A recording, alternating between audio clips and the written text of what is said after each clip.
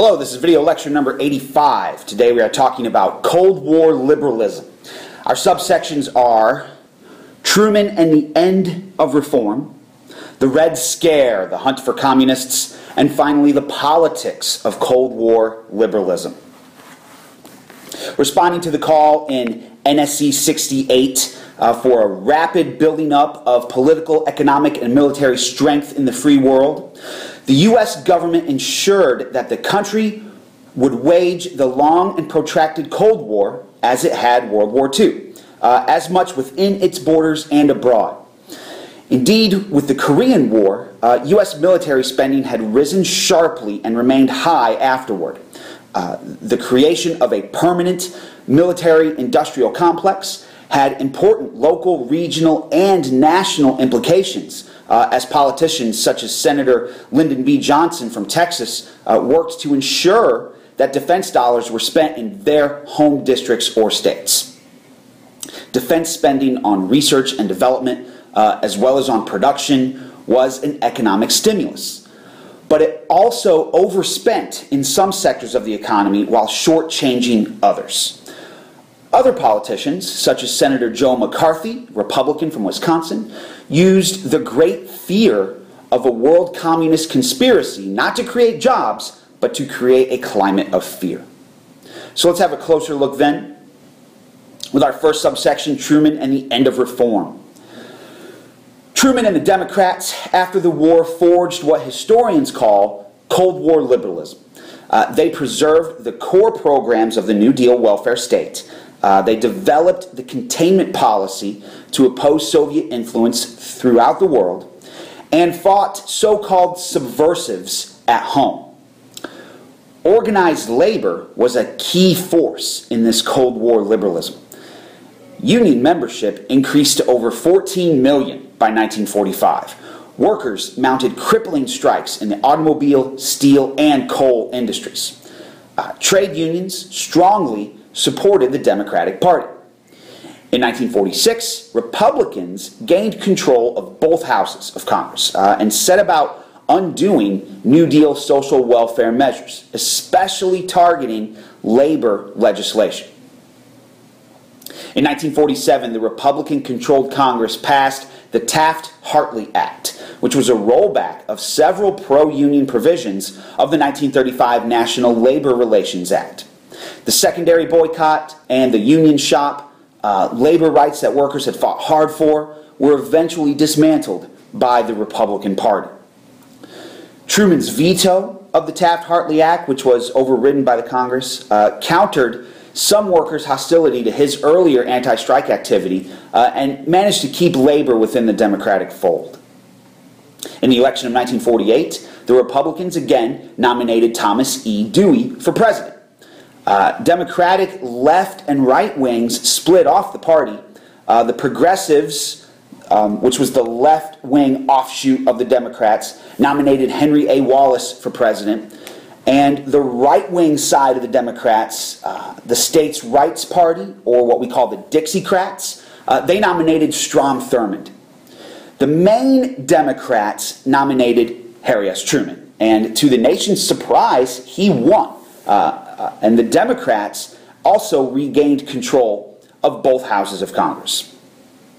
Now, what you'll notice in the picture of Truman holding up the newspaper headline that says Dewey defeats Truman, don't be confused by that. That headline was printed at the last minute, just as the election results were coming in, and the editors of that newspaper did not know and were not able to receive the final tallies of the vote.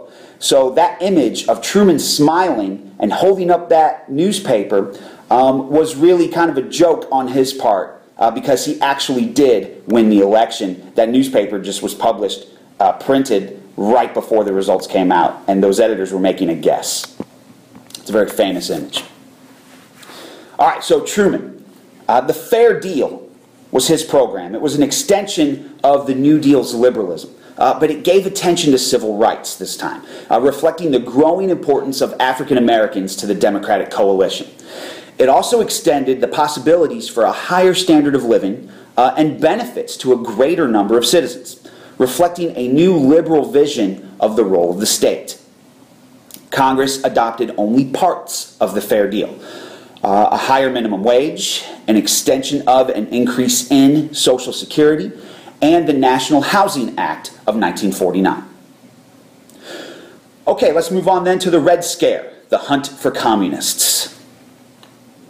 During the administration of FDR, several high-ranking government officials were also spies for the Soviet Union.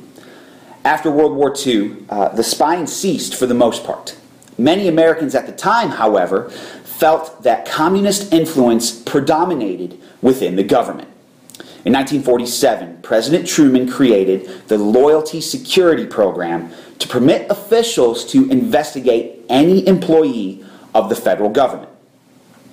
In 1938, a group of conservatives had launched the House Un-American Activities Committee, the HUAC, to investigate communist influence in labor unions and New Deal agencies. In 1947, the HUAC held widely publicized hearings on alleged communist activity in the film industry.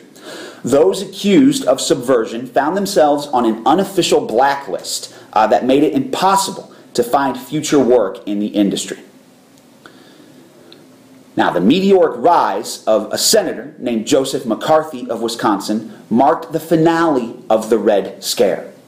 McCarthy dropped a bombshell on the nation in February of 1950 when he said that Communist Party members were active in shaping policy in the U.S. State Department.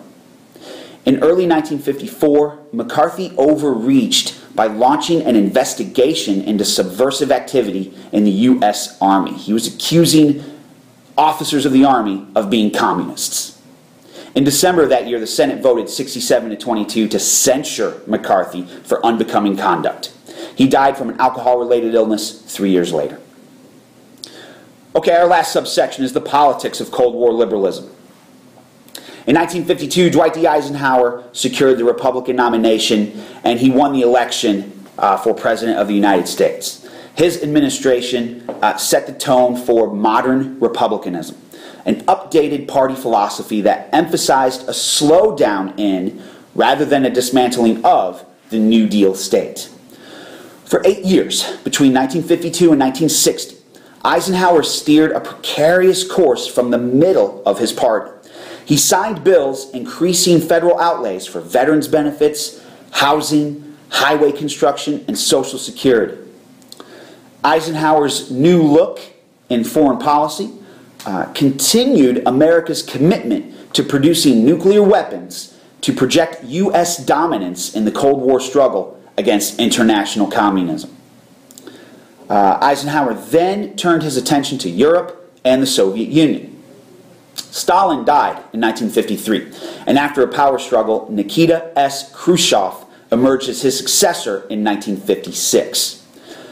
Soviet repression of the 1956 revolt in Hungary showed that American policymakers had few options for rolling back Soviet power in Europe, short of actually going to war with the Soviet Union.